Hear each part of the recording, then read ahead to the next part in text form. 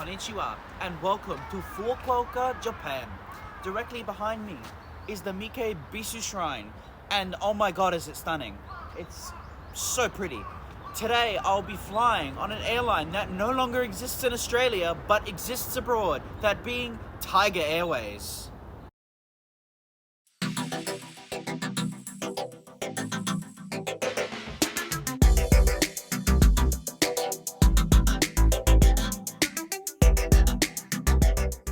Well, this is certainly one airline I genuinely never expected I would get to fly on post-COVID.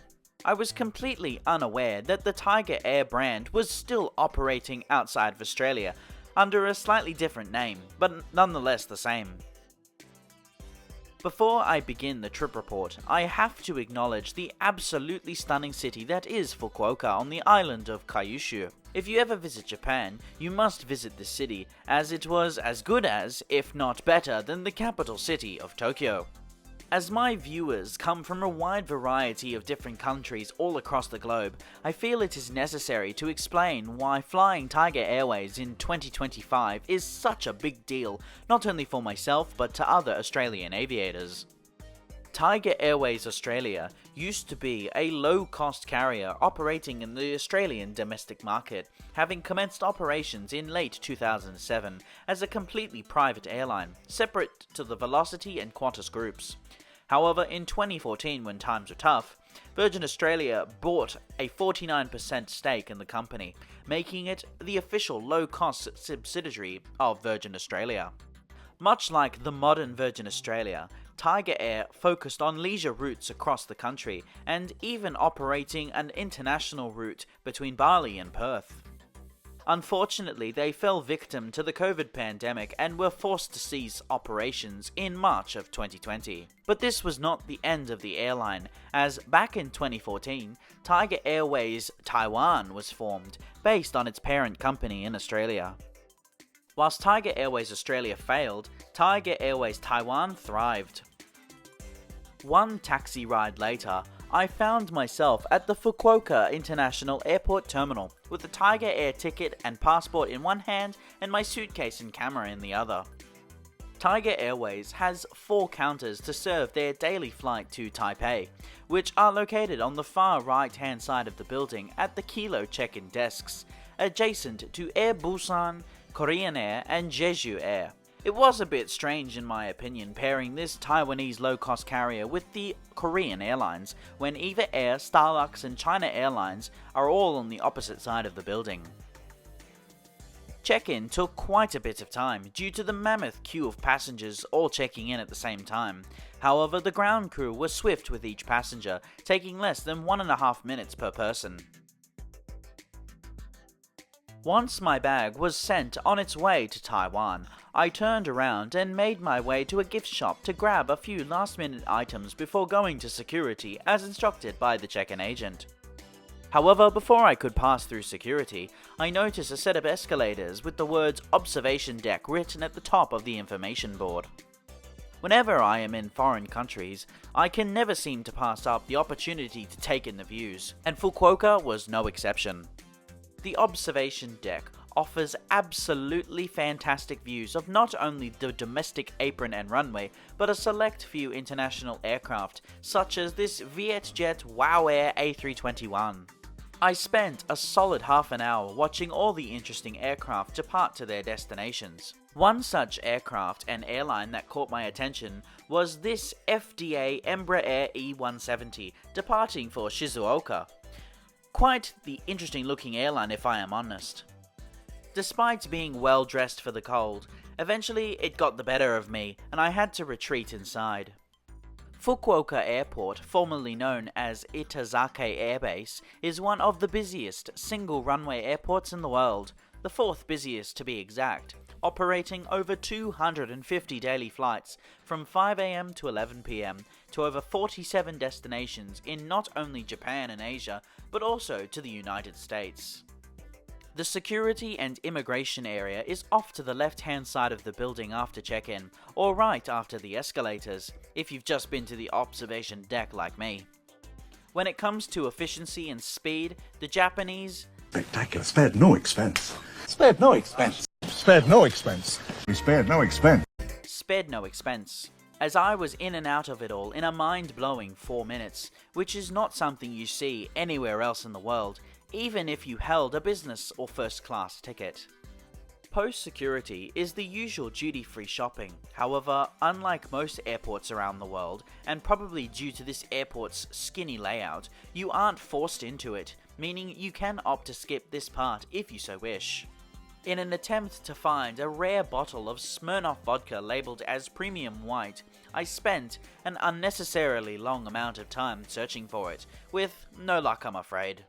Upon arriving at the gate, I took a look at the aircraft waiting on stand, which hasn't arrived yet. No matter, it didn't take long for today's aircraft to touch down on runway 16, which today is an Airbus A320-200 registered as Bravo 50011. Construction of this airframe was completed in December of 2015 at the Airbus final assembly line in Toulouse, France, making this aircraft just over 9 years old. Today's flight will be departing at one of the southerlymost gates in the terminal, and as such a fairly decent walk was required, taking nearly 15 minutes to walk to the gate after leaving duty-free behind. Boarding for this morning's flight commenced at gate 51 Alpha, and was called by rows, starting with those in the first 5 rows, and then from the back forward.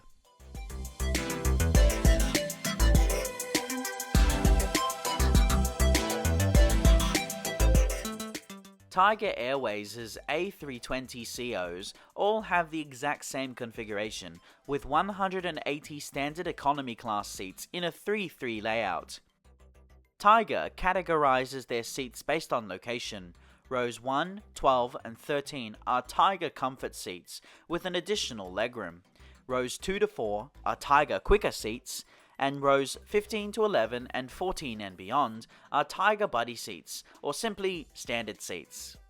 For this morning's flight, I shall be seated in 21 Alpha on the port side of the aircraft.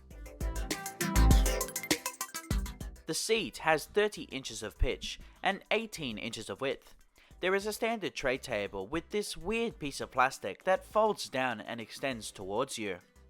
In the seat pocket you'll find a safety card, buy on board menu, a magazine, a duty-free shopping magazine, and an air sickness bag.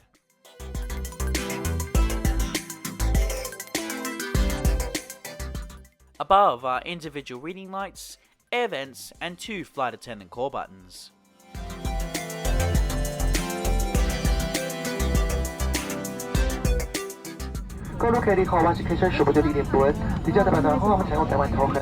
Soon the safety briefing commenced, and we pushed back away from gate 51 Alpha, 9 minutes behind our scheduled departure time. 我们的客舱内共有8个紧急出口，2个在前面，2个在后面，4个在中间。紧急发生时，地板上的紧急照明能引导您至最近的出口，任意触碰紧扣的门把是违法的行为。The table is stowed, and the window shades are fully open. Enjoy with us with a pleasant journey. Thank you, please.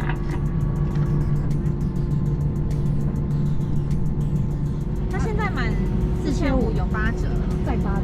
对，就是上面现在是单件在144再85折。 如果是满4000，我是144再8折。 We taxied to runway 16 via Golf, Charlie 2, Bravo 2, Alpha and Whiskey 1. 因为现在已经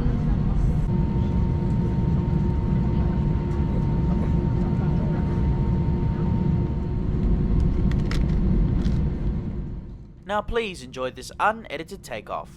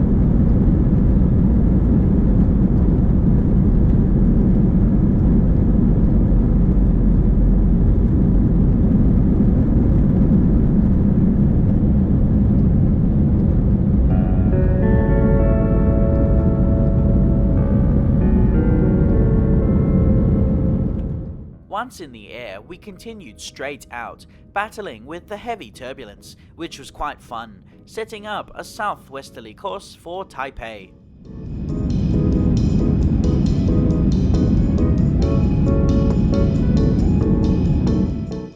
Flight time today is 2 hours and 14 minutes, covering a distance of 893 miles or 1,437 kilometers, cruising at 30,000 feet. After leaving Fukuoka behind, we followed the general shape of the island, passing over several different small towns and general landmarks. One of those being Kihogi Bridge, which is painted bright red. Later, we flew directly by Konomoto, and being on the port side of the aircraft meant I got to see the airport that serves this part of the world. This was shortly followed by the handing out of Taiwan's incoming passenger card. So far, the flight seemed pretty uneventful. This was until we passed over Satsuma Sendai, one of the most southerly cities located on the 4 main islands of Japan. In the distance was Mount Sakurajima, which at the time was currently erupting, sending volcanic ash over 1 kilometer high into the Earth's atmosphere. This was then shortly followed by the quickest in-flight service in history, lasting only 5 minutes, to which, with my ticket, I was able to get myself a small packet of chips, which I couldn't really understand what they were at first until the woman besides me translated it. Unfortunately, the weather ahead was not favourable, meaning the last piece of land I was able to see until landing was the Kamino and Kasuagaki Islands. On board the aircraft are 3 bathrooms, one at the front behind the cockpit and 2 at the rear. Inside is everything you would typically expect for a flight of this length, including sanitary products, a baby changing station and scented hand soap.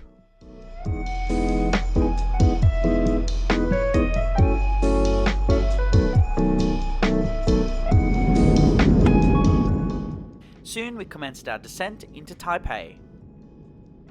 Despite being a bright and clear winter morning above the clouds, down below was a completely different story, being hot, overcast and at times rainy.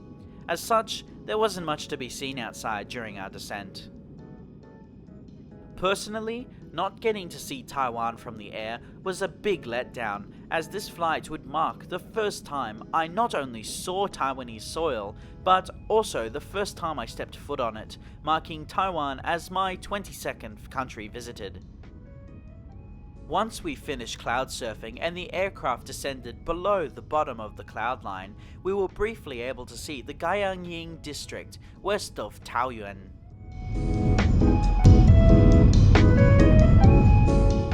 Now please enjoy this unedited landing.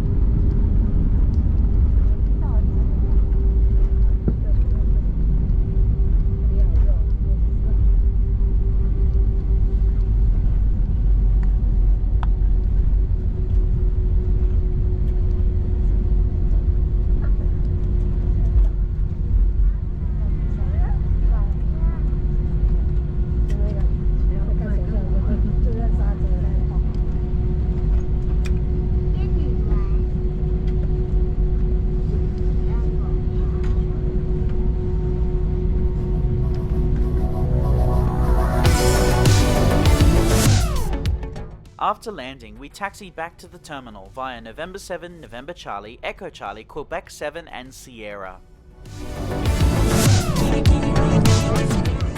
We pulled in onto stand 601, 6 minutes ahead of our scheduled arrival time. As I stepped off the aircraft, I was handed a biosecurity information card, and not only thanking the crew for the card, I thanked them for their service on board in Mandarin Chinese, as well as wishing them a happy Lunar New Year.